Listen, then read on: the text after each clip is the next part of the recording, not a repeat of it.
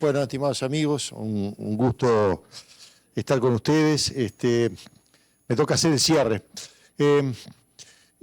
Digamos, la reflexión que traigo hoy es la siguiente. Digamos, estamos más o menos a 3 años del lanzamiento de ChatGPT. El mundo cambió claramente desde ese noviembre del 2022 ahora. Pero siempre hay que ver cuáles son los datos que no encajan, cuáles son lo que... Entonces, yo creo que acá hay un dato recontra interesante, que es la adopción de AI desde el punto de vista de consumidor ha sido masiva. Todo el mundo lo usa. Mis hijos lo usan, todos los hijos del mundo lo usan, digamos, en muchísimos lugares. Todos los consumidores usan AI, con ChatGPT, Grok, lo que sea. Pero las empresas no están ni cerca de haber adoptado lo que deberían ser adoptados. Entonces, digamos, ahí hay una paradoja muy grande, hay un dato que dice, ¿qué es lo que está pasando? ¿Por qué ha sido tan fácil de adoptar para los consumidores y ha sido tan difícil de adoptar para las empresas? Entonces, bueno, el objetivo de mi charla es contar un poco por qué pasa esto, digamos, y cuál debería ser el camino de adopción para que finalmente las empresas puedan adoptar AI de la misma manera que lo adoptaron los consumidores. Creo que nosotros tenemos, después de 3 años, hemos aprendido bastante cuál es este recorrido, así que lo que quiero de alguna manera es contarle cuál me parece que es el roadmap, cuál es el camino que tenemos que seguir para conseguir la adopción de AI en las empresas. Pero para eso me quiero ir un poquito más atrás y quiero, digamos, contarles un poco que no es la primera vez que pasan estas cosas en adopción de tecnología, no es la primera vez que aparece una tecnología y en algunos momentos, en algunos lugares se adopta rápido, en otros no, etc.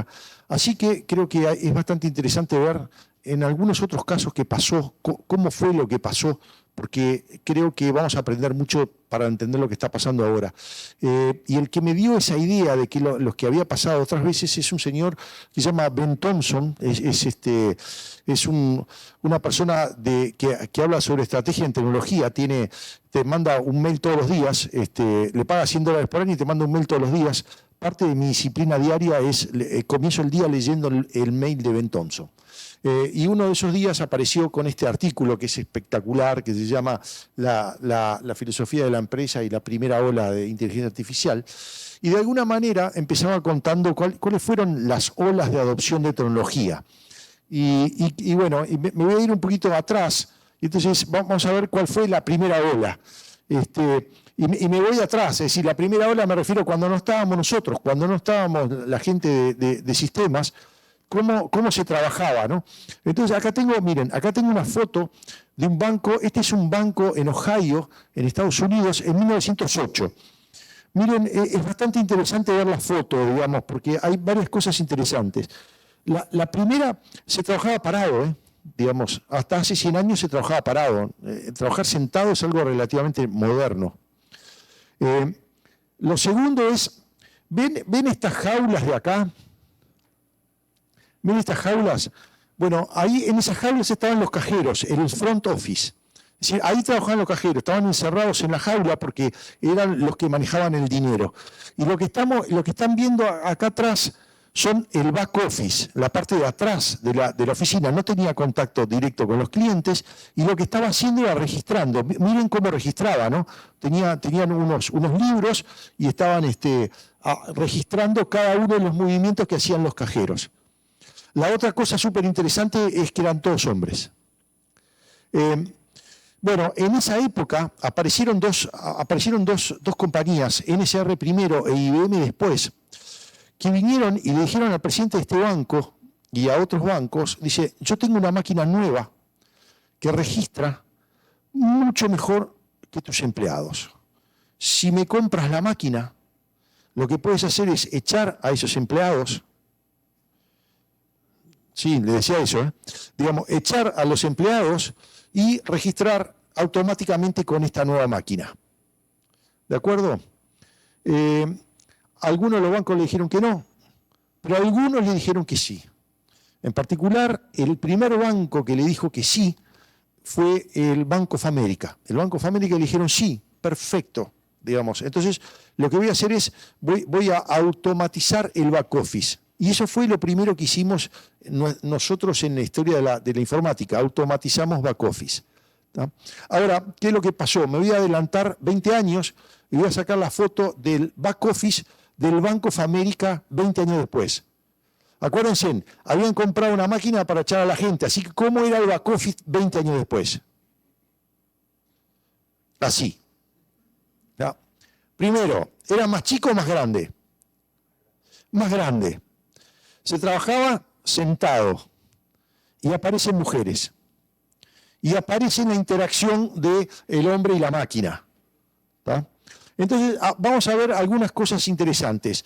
Lo primero, digamos, ¿por qué? Si la idea original era echar a todo lo del back office porque la máquina registraba automáticamente, ¿por qué en realidad terminamos teniendo un back office más grande con más empleados? Sí. Porque empezamos a hacer cosas que antes no se podían hacer.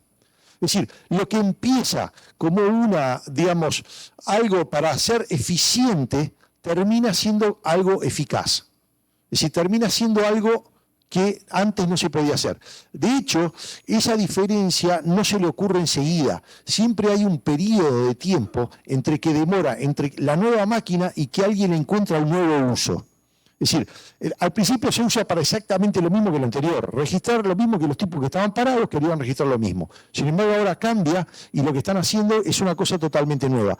¿Qué es lo nuevo que están haciendo? Bueno, están pudiendo atender a mucho mayor cantidad de gente. Entonces se le pueden dar servicios, antes le podían dar servicios solo a los que tenían determinada cantidad de depósitos. Con esta nueva máquina le permiten atender o bancarizar a una cantidad mucho más grande. ¿Qué se les ocurre después? El siguiente paso fue alguien que le dijo, bueno, mira, yo voy a ir a comer, voy a ir a cenar, y alguien que voy a cenar, y si no llevo plata no puedo pagar la cena. Entonces, ¿por qué en vez de tener que pagar la cena así, por qué no llevo un plástico? Pongo un plástico y le pongo, con ese plástico le digo que me saque de ese plástico, la plata, ¿tá? Y así inventan la tarjeta de crédito, se llama Diners, que fue la primera tarjeta de crédito. Diner porque era para hacer una cena. ¿Tá? Ahora, esa tarjeta se podía hacer porque había un back office que registraba eso con esa máquina.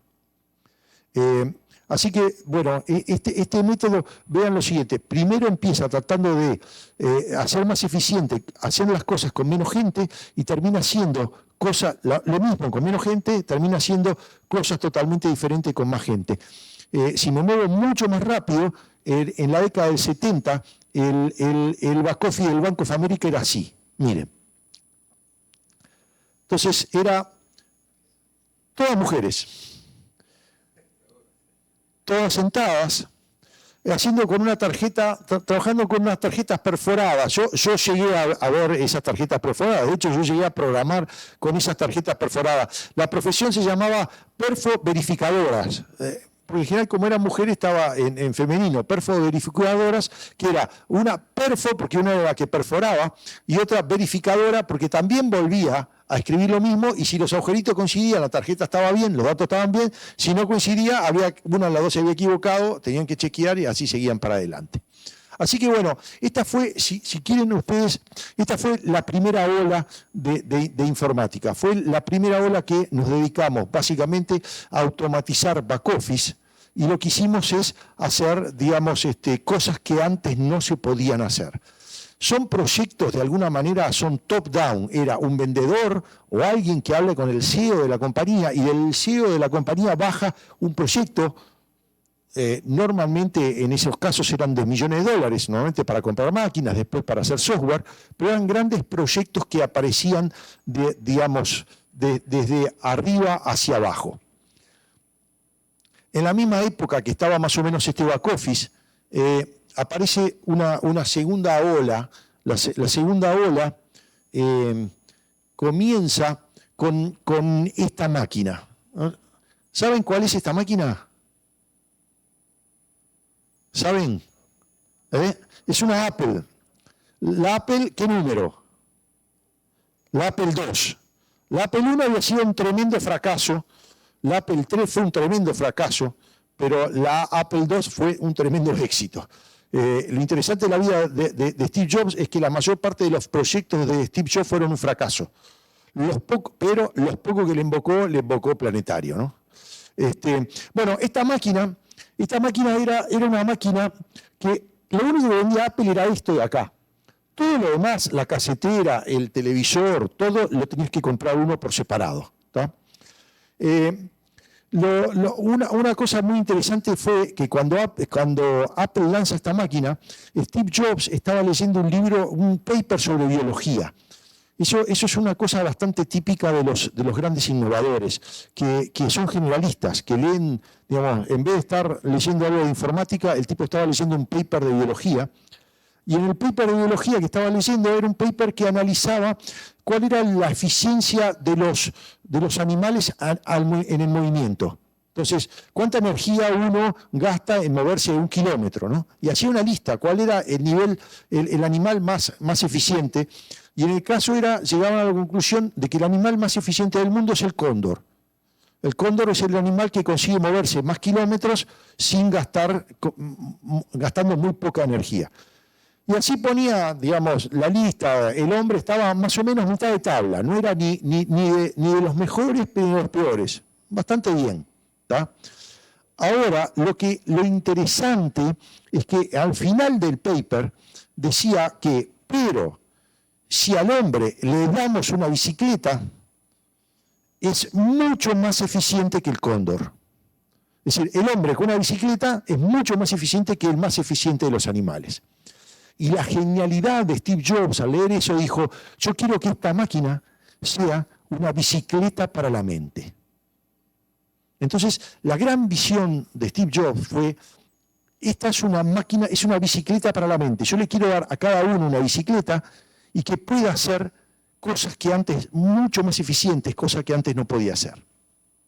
Ahora, la realidad que en el momento que la lanzó, esta máquina no servía para nada.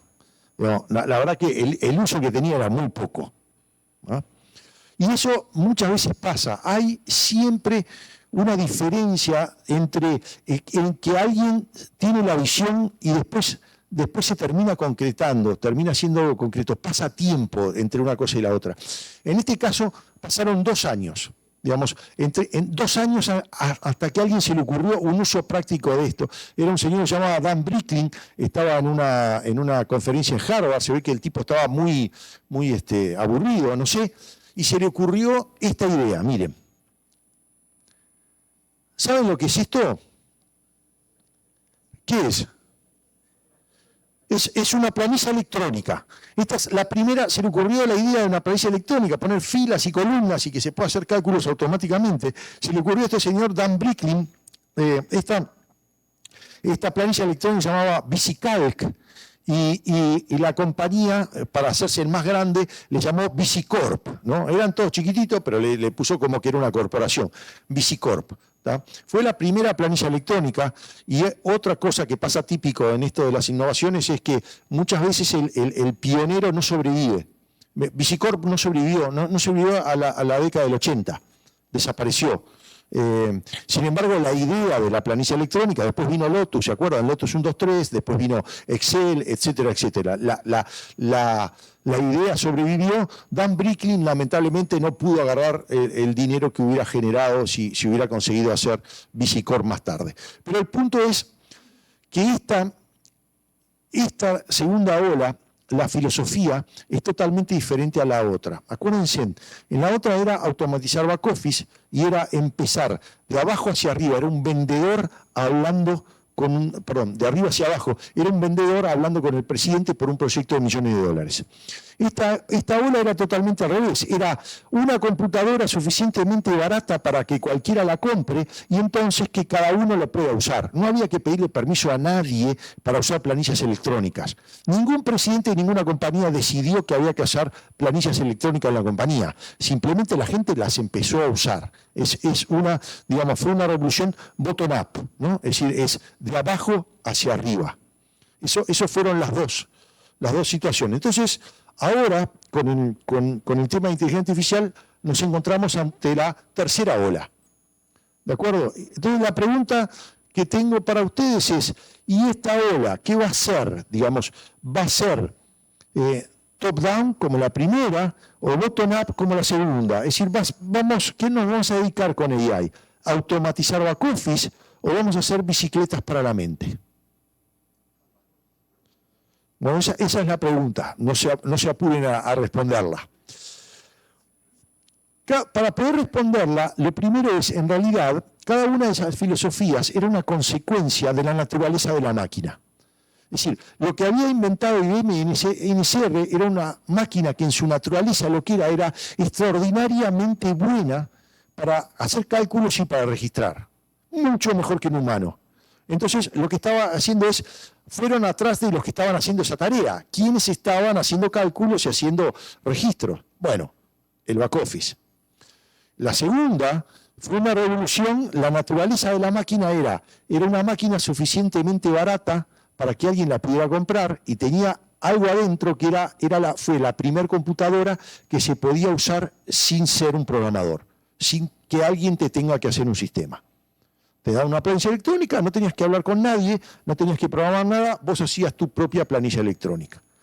Así que lo que tenemos que ver es cuál es la naturaleza de esta máquina, de esta nueva, de la inteligencia artificial generativa, de qué se trata, qué es lo que tiene de único respecto a las otras máquinas que hemos inventado. Entonces, para eso me quiero ir a bastante tiempo atrás, me quiero ir a 50.000 años atrás. Supónganse que estamos, en vez de estar reunidos acá en Lima, no sé qué habría acá hace 50.000 años, pero básicamente no estábamos con aire acondicionado, ni mucho menos, y supónganse que se me ocurre una idea. De, yo qué sé, una nueva forma de cazar mamuts, ¿no? Entonces, le cuento la idea a Ricardo. Entonces hablo con Ricardo, le cuento la idea, está, perfecto, vamos. Después voy, de repente la mejoro con Ricardo y voy y se me ocurre contarle la idea también a Agustín. Me lo encuentro después en otro lugar del bosque y se lo cuento a Agustín. Tengo que hacer todo el proceso de vuelta, digamos, porque se lo tengo que contar de vuelta, todo lo mismo, ¿no? De alguna manera, digamos, lo que dice Ben Thompson es que ese proceso de crear una idea y compartirla con los demás tiene etapas, ¿tá? Y las etapas son, la primera es creación, ¿no? Cuando se me ocurre, ¿no? Se me ocurre una idea, bañándome de repente, la forma de cazar un mamut, de repente podemos hacer un pozo porque el fémur del mamut es bastante frágil, ¿tá? Después la tenemos que sustanciar en ese sentido, tenemos que ver que la idea era buena, ¿no? Realmente el fémur es tan flojo como parece, digamos, tenemos que hacer una prueba a ver si por lo menos cazamos algún mamut de eso, ¿no? Después la tengo que duplicar, es decir, se la tengo que contar a Ricardo, ¿tá? Y bueno, después de distribuir y alguien me la tiene que escuchar, ¿de acuerdo? El cambio que hubo 50.000 años atrás es que a alguien se le ocurrió la escritura. Entonces, si a mí se me ocurre la escritura, entonces esto que era todo junto, ¿tá? Lo paro acá, digamos, porque tengo una máquina que me distribuye. Si yo consigo escrito, yo después, si yo escribí mi idea y se la doy a Ricardo, después si le quiero contar la idea a Agustín, le doy el papel, digamos, el papiro sería en ese caso, para que la vuelva a leer. No tengo que hacer todo el proceso de vuelta. Así que la primera revolución en ese sentido fue que se rompió, digamos, todo el proceso de crear ideas se separó entre consumirla y prepararla. Eso fue con la escritura, ¿tá? Al crearse eso con la escritura, siempre que pasa esto, aparece un nuevo cuello de botella. Y en los cuellos de botella es donde está el dinero, digamos, es donde están las oportunidades. ¿Cuál es el cuello de botella que se creó? Y bueno, que alguien tenía que escribir eso, ¿tá? 50.000 años atrás, ¿quién escribía eso? Los monjes, los escribas, había una profesión, digamos. Claro, pero había una profesión, digamos, que yo pensé, y lo pensé mal, yo pensé que a mí me parecía escribas parecido a esclavos, ¿no? Pero en realidad un escriba era de alto prestigio social, era como el mismo prestigio social que probablemente estamos gozando nosotros ahora como programadores. Entonces, lo que tenemos es que el cuello de botella estaba en la duplicación. ¿Quién rompe este cuello de botella? ¿Quién soluciona el problema del cuello de botella? 500 años atrás. Gutenberg con la imprenta. Hace que esto, duplicarlo, ya no sea tan complicado. Ahora, ¿qué pasa? Si acá no tengo el cuello de botella, ¿dónde se va el cuello de botella? Bueno, hacer las Biblias es fácil porque tengo la imprenta, pero alguien las tiene que llevar. Alguien las tiene que llevar a otro lado. Entonces, el nuevo cuello de botella durante 500 años fue la distribución. Para que tengan una idea, les voy a dar un ejemplo de Uruguay, pero para que tengan una idea, en Uruguay cuando la prensa era escrita, si un diario valía 100, el distribuidor se llevaba 40. Es decir, el 40% del precio de un diario se lo llevaba la distribución. Ahí era donde estaba el dinero. Es decir, todo lo otro tenían que hacer los periodistas, etcétera, etcétera. El 40% se lo llevaba la distribución. ¿Tá? ¿Y quién rompe este cuello de botella? Internet. Internet hace que este cuello de botella desaparezca. Se crea uno nuevo. El último. ¿Cuál es el cuello de botella que tenemos? Ahora, sustanciar la idea. Es decir, a mí se me ocurre el tema de cazar el mamut, ¿no? Le hago un pozo falso para que se quede el fémur, pero ¿cómo confirmo de que el fémur era frágil, qué tamaño el pozo, etcétera, etcétera? Lleva un montón de tiempo. Bueno, esta nueva máquina, la Internet generativa, AI generativa, lo que está haciendo es una tremenda máquina que me sirve para sustanciar mis ideas. Es decir, yo lo que consigo es, si yo tengo ideas, entonces tengo, digamos, la forma de sustanciarlas, de concretarlas, pasan a ser muchísimo más fácil. Puedo llevar a la práctica, o puedo llevar, digamos, probablemente a la práctica, muchas más ideas que lo que tenemos en el pasado. Esa es la naturaleza de la máquina. Entonces, dada esa naturaleza de la máquina, ¿qué cosas van... prototipar. A ver, a cualquiera en nuestra vida diaria se nos ocurre un montón de ideas. Lo que pasa es que en el auto vamos a trabajar, se me ocurre y se me fue la idea. Digamos, después se me fue, ¿no? Para que vean, por ejemplo, para que tengan una idea de esto. Yo en mi auto hace poco me bajó una nueva versión del auto, ¿tá? Y en la nueva versión del auto me bajó Grok, que Grok es el ChatGPT de Elon Musk. Entonces, me cambió la forma de usar el auto, digamos, porque ahora voy en el auto y en vez de estar escuchando la radio, le voy haciendo preguntas a Grok. Entonces, por ejemplo, se me ocurre una idea, dice, yo quisiera, ¿cómo puedo hacer un nuevo modelo de negocio, no sé qué? Y agarro, aprieto el botón y le pregunto a Grok. Mientras voy manejando, voy haciéndole preguntas. Entonces ahora, cada vez que me subo al auto, en realidad, cuando voy yendo al auto, ¿qué pregunta le puedo hacer? Digamos, es decir, ¿me entienden? Y puedo hacer, digamos, me hago un viaje Montevideo a Punta del Este, 100 y pico de kilómetros, todo charlando con el hombre, digamos. La tengo con voz de mujer. Pero bueno, entonces, siendo a esto, dado que esto es una máquina de sustanciar, en concreto, ¿para qué me puede servir a cada uno de nosotros esta máquina en las empresas? Entonces, esto para mí son los usos concretos. Lo primero es, vamos a tener AI en cada uno de los escritorios, de la misma manera que Steve Jobs quería tener una computadora en cada uno de los escritorios. Esto es una bicicleta para la mente. ¿De acuerdo? Entonces, la primera es, en esta revolución lo primero que vamos a tener es una bicicleta para la mente. Y eso ya pasó.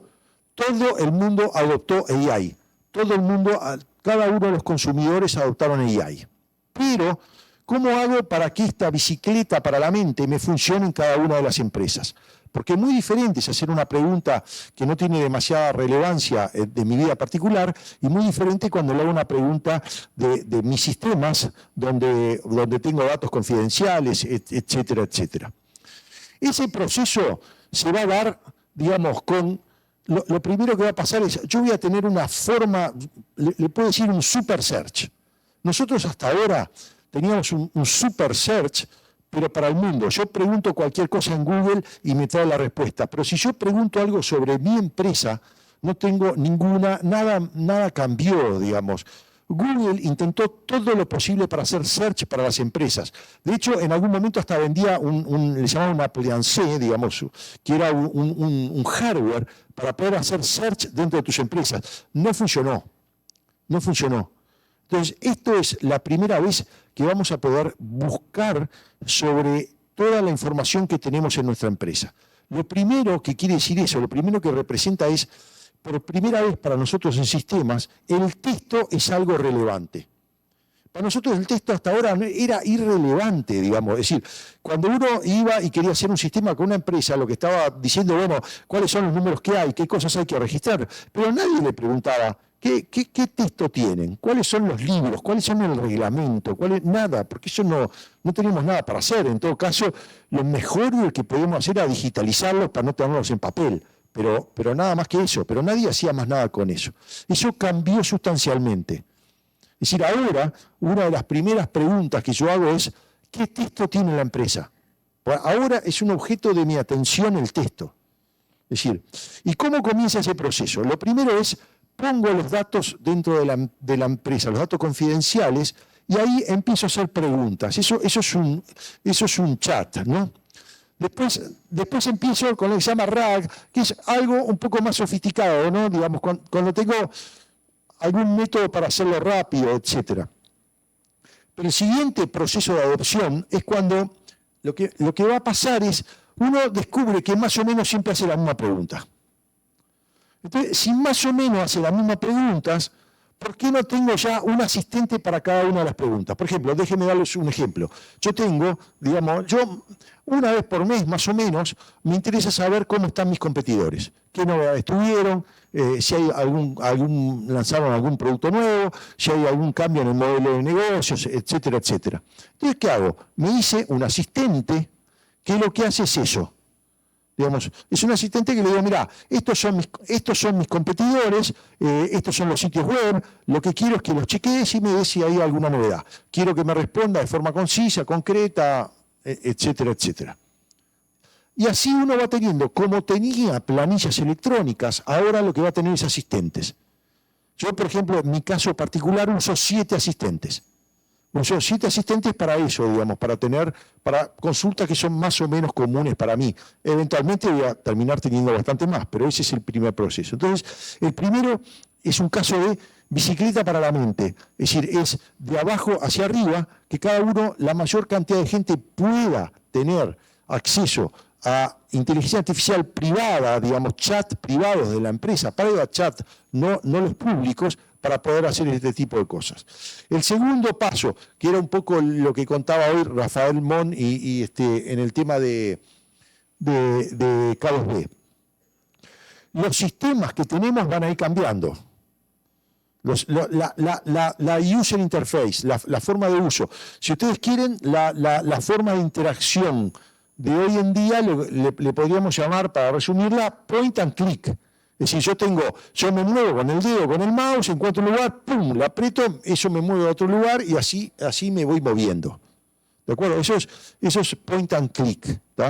Bueno, esto, digamos, vamos a ir a una interacción totalmente diferente. Es una interacción basada en una conversación. Yo lo que tengo, digamos, y otra vez, hoy lo mostró Bon y Pablo muy bien, digamos. Yo tengo, lo que no contó, no sé si contaste cuántas pantallas tenía K2B, porque una vez le pregunté y decía, ¿no? Yo le pregunté a Dominioni y me dijo, me acuerdo de memoria, K2B tenía 3.240 pantallas, el RP tenía 3.240 pantallas. Entonces yo le pregunté, ¿y cómo hacen los usuarios para invocarle a cada una de las 3.200 pantallas, ¿no? Digamos, porque en realidad cada uno cuando entra tiene una intención, entra porque quiere saber algo, no es como Instagram, que entra a ver lo que pasa. Y bueno, la respuesta era que bueno, hay usuarios que son duchos, ¿no? Expertos y ya saben cómo ir, y hay otros que no saben y le preguntan al compañero o empiezan a navegar los menús, algún rato llegan. ¿Tá? Ahora, eso era Yahoo. Digamos, eso era cuando tú tenías que navegar por los directorios, ¿no? Para llegar a algo. Google lo que hizo lo invirtió, digamos, decir, no hay que categorizar nada de la información, decime lo que querés y yo te llevo. Eso es la Intent-Based Navigation, eso es lo que ya tiene K2B. yo lo pondría en todos lados del mundo eso, ¿no? Haría un avión volando que dice, Cabos B tiene Intent-Based Navigation. Así que este es el primer paso. Lo bueno de este paso es que no tienen que rehacer las aplicaciones. Es decir, no reescribió, digamos, Intent-Based Navigation Cabos B no reescribieron las aplicaciones, simplemente le pusieron una capa arriba. Una capa arriba que hay un detalle muy importante, que es, para que esto funcione, no tienen que saber programar, tienen que saber escribir, pero lo que tienen que saber es cada una de esas 3.200 pantallas para qué sirve. Porque si no saben escribir cada una de esas pantallas para qué sirve, no va a andar. Se los digo porque tenemos ejemplos de gente que realmente no supo. Muchas veces le preguntas ¿para qué sirve esta pantalla? Y te responden ¿qué es la pantalla? Que es una diferencia sustancial, ¿no? Te dice, ¿para qué sirve esta pantalla? Y te dice, bueno, esta pantalla tiene el número de pedido, el número de cliente. No, pues sí, ya lo veo eso, pero decime ¿para qué? Entonces, si son capaces de escribir para qué sirve cada una de las pantallas, es muy fácil en una aplicación GeneXus ponerle esta capa de Intent-Based Navigation. Ahora, esta es la primera parte, ¿tá? Esta es la primera etapa. Después de un tiempo, acuérdense que le decía que había un delay, que había una demora entre una cosa y otra. Después lo que va a haber es una conversación pura, que lo mostró Mon perfectamente, ¿no? Es decir, vean en el diálogo que mostró Mon de cómo entrar una orden, un pedido, una orden, no había nada de point and click, no había nada, no había ningún botón, no había nada, era una conversación que se pasaba. Esa es la siguiente parte. Así que, digamos, ¿qué es desde el punto de vista interesante? Vamos a una reescritura de los sistemas que tenemos. Al principio lo que vamos a tener es ponerle una capa de inteligencia artificial, pero después vamos a ir a una nueva user interface. No es la primera vez que nos pasa, ¿no? Digamos, nosotros pasamos de pantalla de caracteres a Windows, de Windows a web, de web a mobile. Todo eso lo hicimos con GeneXus. ¿Tá? Y ahora vamos a una nueva, digamos. ¿Cuál es lo nuevo? Y bueno, que vamos a tener un chat, una conversación. Y el tercero, la tercera componente de la adopción, que es la más sofisticada, es la que la gente más habla, pero es mucho más difícil de hacer, que es cuando ya empiezo a tener, digamos, un agente en cada uno de los procesos.